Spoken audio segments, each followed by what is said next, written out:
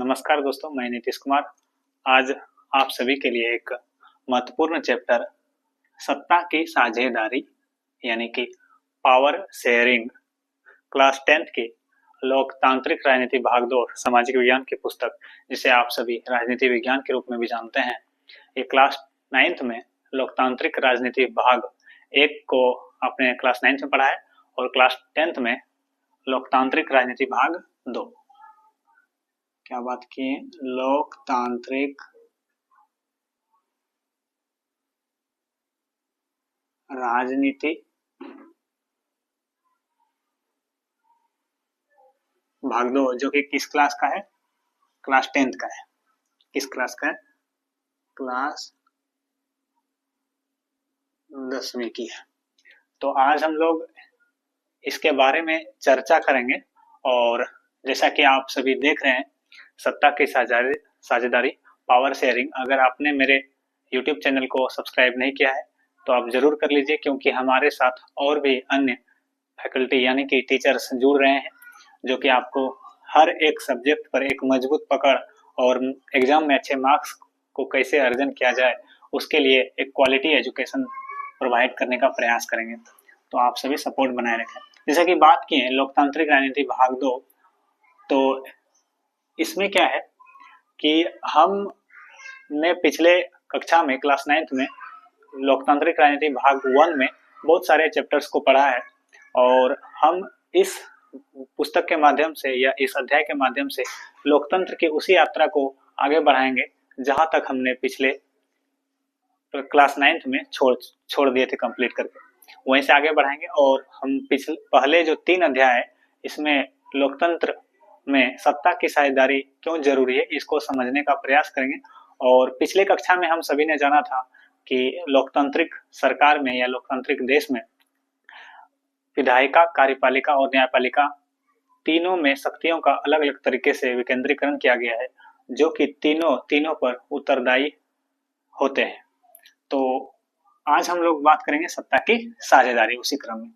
तो जैसे कि सत्ता है, सबसे पहले इसी का देखते हैं क्या अर्थ निकलता है। सत्ता है, सत्ता का अर्थ होता है शासन करने की शक्ति। क्या बोले बच्चों? शासन करने की शक्ति, इसी को बोलेंगे सत्ता। और साझेदारी आप लोग तो ऐसे भी समझ सकते हैं, साझेदारी का अर्थ होता है बंटवारा। क्या होता है? आपस में बंटवारा। और अगर राजनीति विज्ञान में इस शब्द को और बेहतर रूप में लिखें तो विकेंद्रीकरण भी बोल सकते हैं। क्या बोलेंगे? विकेंद्रीकरण। और अब हम लोग आगे समझने का प्रयास करेंगे। जैसे कि सत्ता की साझेदारी, अंग्रेजी में इसको पावर शेयरिंग बोल रहे हैं। तो सत्ता का क्या बोले? शासन करने की शक्ति। और साझेदारी मतलब क्या होता है? बंटवारा और विकेंद्रीकरण। हम इस अध्याय में लोकतांत्रिक राजनीति भाग 1 के सत्ता की साझेदारी अध्याय में हम लोग समझने का प्रयास करेंगे सत्ता की साझेदारी लोकतांत्रिक देश में क्यों जरूरी है। और इस लेक्चर में हम लोग 2 देशों के कहानियों के माध्यम से उसकी स्थिति को समझेंगे कि किस तरीके से सरकार या वहां के जो लोग होते हैं, नागरिक होते हैं, किस तरीके से अगर सत्ता की साझेदारी सही तरीके से नहीं होती है तो किस तरीके से टकराव या सरकार के द्वारा फिर उस चीज को संभालने के लिए किस तरीके से निर्णय लिए जाते हैं। तो हम लोग 2 देशों के बारे में चर्चा करेंगे इस लेक्चर में। एक है हमारा बेल्जियम, जो कि एक छोटा सा यूरोपीय देश है, और दूसरा है हमारा श्रीलंका, जो कि भारत के दक्षिणी राज्य जो है तमिलनाडु, उसके समुद्री इलाके में द्वीपीय पड़ोसी देश के रूप में कौन है? श्रीलंका। तो इन 2 देशों के कहानियों के माध्यम से हम लोग समझने का प्रयास करेंगे। तो शुरू करते हैं। जैसा कि यहाँ पर दिया है बेल्जियम, तो यह क्या है? एक छोटा सा यूरोपीय देश है। यूरोपीय देश मतलब क्या कि हमारे पूरा ये जो पृथ्वी है, पूरा संसार है, यहाँ पर कुल कितने महादेश है? 7। कितना है? 7 में से एक जो है यूरोप। तो यहाँ पे ही एक छोटा सा देश है बेल्जियम, और इसकी सीमा जो बताई जा रही है फ्रांस, नीदरलैंड, जर्मनी, लग्जमबर्ग से लगती है। ये ऑब्जेक्टिव के रूप में क्वेश्चन पूछा जा सकता है। आप किसी भी बोर्ड को किसी भी स्टेट बोर्ड में आप एग्जाम दे रहे हैं, ऑब्जेक्टिव के रूप में आ सकता है।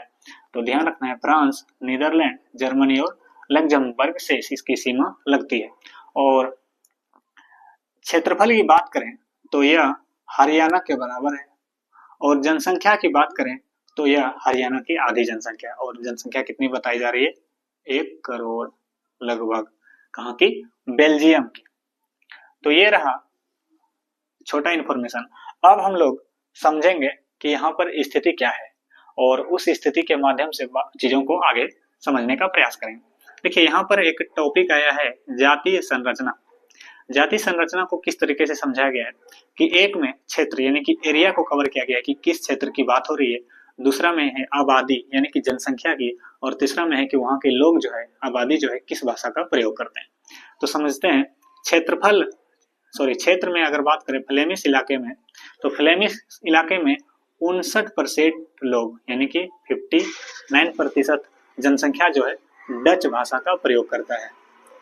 और एक क्षेत्र है वेलोनिया या वेलोन भी बोलते हैं, तो यहाँ की 40% जनसंख्या रहती है और क्या बोलती है? फ्रेंच।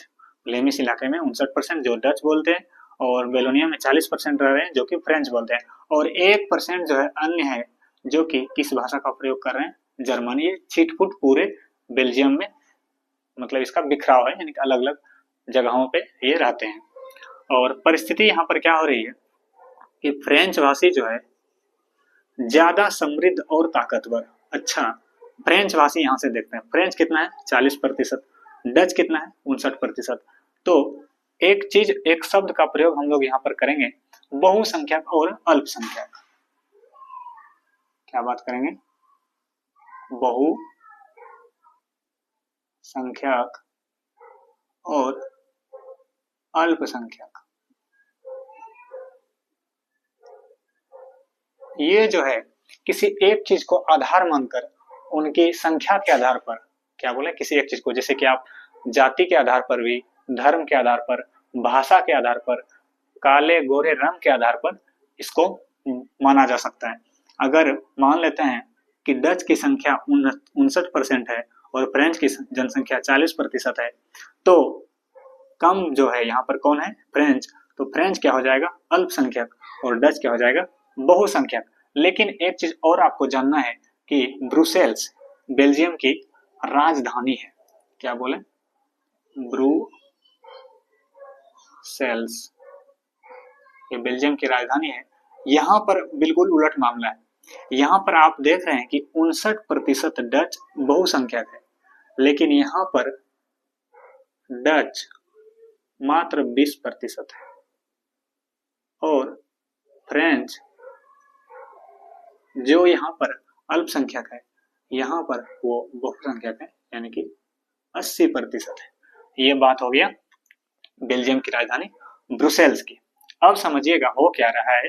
फ्रेंच भाषी जो पूरे बेल्जियम में अल्पसंख्यक है, क्या है?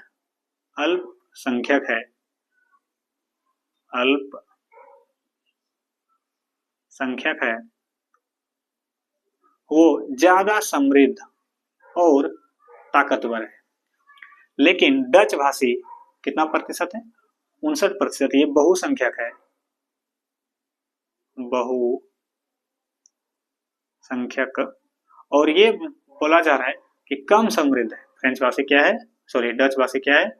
कम समृद्ध। समृद्ध मतलब क्या होता है कि हर एक तरह की साधनों की जिसके पास पूर्ति हो, आपूर्ति हो, उसको समृद्ध माना जाता है। और तुलनात्मक रूप से जिसके पास कम है तो वो कम समृद्ध, और साथ ही साथ कमजोर है। ये आर्थिक रूप से भी, सामाजिक रूप से भी हो सकता है। इसी के चलते जो अधिक जनसंख्या में है वो कम समृद्ध और कमजोर भी है, लेकिन जो कम संख्या में है वो ज्यादा समृद्ध और ताकतवर है। और ब्रुसेल्स की कहानी बिल्कुल अलग है। तो होता क्या है, 1950 से 60 के दशक में नाराजगी का माहौल होता है। कौन नाराज होंगे? जो कि कम समृद्ध और कमजोर है, लेकिन संख्या में क्या है? बहुसंख्यक। तो लिखा जाएगा बहुसंख्यक डच भाषी में नाराजगी का माहौल। कारण अगर समझाना चाहें तो क्योंकि वो तुलनात्मक रूप से फ्रेंच भाषी से कम समृद्ध और कम ताकतवर थे या कमजोर थे, तो नाराजगी होता है। और ब्रुसेल्स में, कहाँ पे, ब्रुसेल्स में, जो कि बिल्कुल उलट है यहाँ की बात, क्योंकि यहाँ पर जो है अल्पसंख्यक, पूरे देश का अल्पसंख्यक यहाँ बहुसंख्यक के रूप में है, और पूरे देश का अल्पसंख्यक यहाँ बहुसंख्यक, और पूरे देश का बहुसंख्यक यहाँ पे अल्पसंख्यक के रूप में।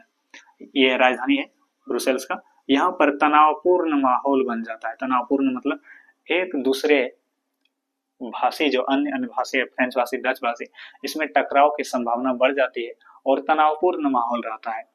और इस चीज को हम लोग कैसे डिनोट करेंगे, फ्रेंच वर्सेस डच जैसी विचारधाराओं का पनपना शुरू हो जाता है। तो ये रही हमारी कहाँ की कहानी, बेल्जियम की कहानी। आगे जो है अगले लेक्चर्स में ये जो माहौल बन रहा है, इसको सरकार के द्वारा किस तरीके से लिया जाता है और इसका क्या समाधान निकाला जाता है, समझने का प्रयास करेंगे। लेकिन अभी हम लोग आगे, अभी इस लेक्चर में श्रीलंका की भी स्थिति को समझते हैं। श्रीलंका को क्या बात की हम, द्वीपीय पड़ोसी देश है जो स्वतंत्र हुआ था 1948 में। पहले इसका नाम सिलोन हुआ करता था, और आबादी यहाँ की लगभग 2 करोड़ है, और हरियाणा के बराबर। और यहाँ पर बात किए थे हरियाणा के आधे यानी कि 1 करोड़ है। कहाँ की जनसंख्या, बेल्जियम की। इस तरह से आप कनेक्ट कर सकते हैं। तो यहाँ पर भी जाति संरचना हम लोग समझे थे, यहाँ भी सेम तरीके से समझेंगे। यहाँ पर जो जाति संरचना है वो भाषा और धर्म के आधार पर समझिए। अगर भाषा की बात करें तो 74% जो जनसंख्या है वो सिंहली का प्रयोग, सिंहली भाषा का प्रयोग करते हैं, और 18% जनसंख्या जो है वो तमिल भाषा का प्रयोग करते हैं। और साथ ही साथ यहाँ पर जो है तमिल में 2 तरह के तमिल है। एक भारतीय मूल के, यानी कि जो भारत के तमिल थे वो वहां पर जाके बसे हुए थे, वो भारतीय मूल के।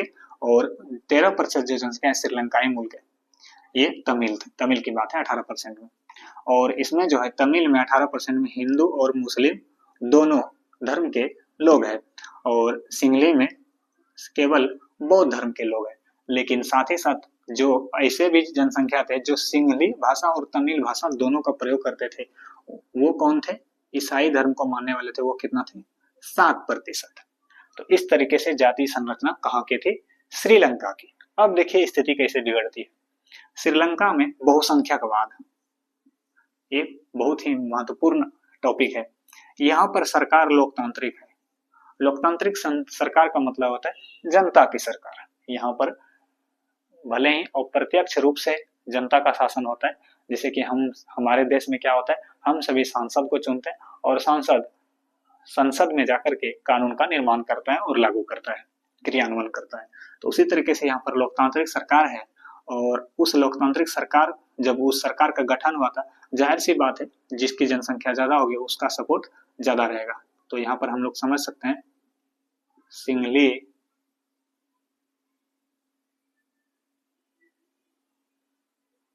के समर्थन से, क्या लिखेंगे, सिंहली के समर्थन से बना होगा, जाहिर सी बात है। तो यहाँ पर एक कानून पारित किया जाता है सरकार के द्वारा 1956 में। उस कानून में क्या किया जाता है, सिंहली को राजभाषा घोषित कर दिया जाता है। क्या किया जाता है, सिंहली जो बहुसंख्यक है, 74% है और बौद्ध धर्म को मानने वाले हैं, उसको राजभाषा घोषित कर दिया जाता है।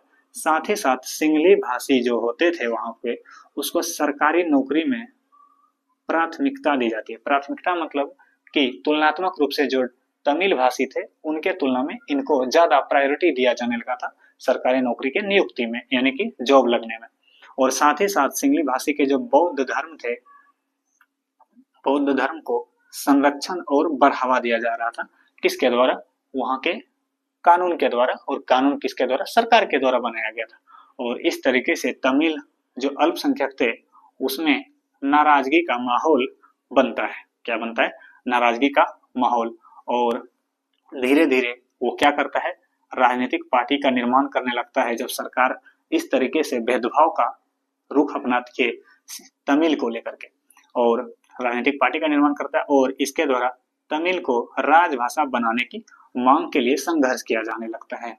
और साथ ही साथ शिक्षा और रोजगार में समान अवसर की मांग भी करता है। ये सभी कौन कर रहे हैं? तमिल। लेकिन इस पर भी सरकार के द्वारा कोई सुनवाई नहीं होती है। जिस क्रम में अब ये सभी पूरी तरीके से नाराज हो जाते हैं और 1980 में जाकर के श्रीलंका के उत्तर पूर्वी भाग में, क्या बात की, श्रीलंका के उत्तर पूर्वी भाग में, खास करके उत्तर की बात करें तो ऊपरी ओर, यानी कि इंडिया जिस साइड में है ऊपर में, उस ओर स्वतंत्र तमिल ईलम, क्या बात की, स्वतंत्र तमिल ईलम, इसका अर्थ होता है खुद का सरकार, तमिल का खुद का सरकार बनाने की मांग हो जाती है। और साथ ही साथ इसको लेकर के अनेक राजनीतिक संगठन का निर्माण हो जाता है। तो इस तरीके से तमिल में बहुत ज्यादा नाराजगी का माहौल होता है और टकराव की संभावना, साथ ही साथ तनावपूर्ण माहौल की संभावना बढ़ती जाती है सिंहली और तमिल के बीच। एक ही देश के दो समुदाय के, दो भाषा के लोग आपस में लड़ने को बेकाबू हो जाते हैं। अगर बात करें वर्तमान परिस्थिति की, तो आप मिजोरम में देख सकते हैं मैतेई समुदाय के लोगों के द्वारा वहां पर इस तरीके का जो दृश्य है, परिदृश्य देखने को मिलता है। तो सरकार को वहां पर एक्शन लेना और वो भी समान रूप से दोनों को प्राथमिकता देकर के कोई भी निर्णय लेना बहुत जरूरी हो जाता है। तो अब हम लोग समझेंगे आगे अगले लेक्चर्स में कि श्रीलंका की सरकार इस परिस्थिति को किस तरीके से लेती है और इसके लिए क्या समाधान करती है। साथ ही साथ बेल्जियम किस तरीके से निपटती है। तो यहाँ पर तो कंप्लीटली सरकार के द्वारा कोई सुनवाई ही नहीं होती है, लेकिन अब हम लोग समझेंगे कि बेल्जियम की सरकार इस चीज से निपटने का क्या रास्ता अपनाती है। तो नमस्कार, मिलते हैं अगले वीडियो में। जय हिंद।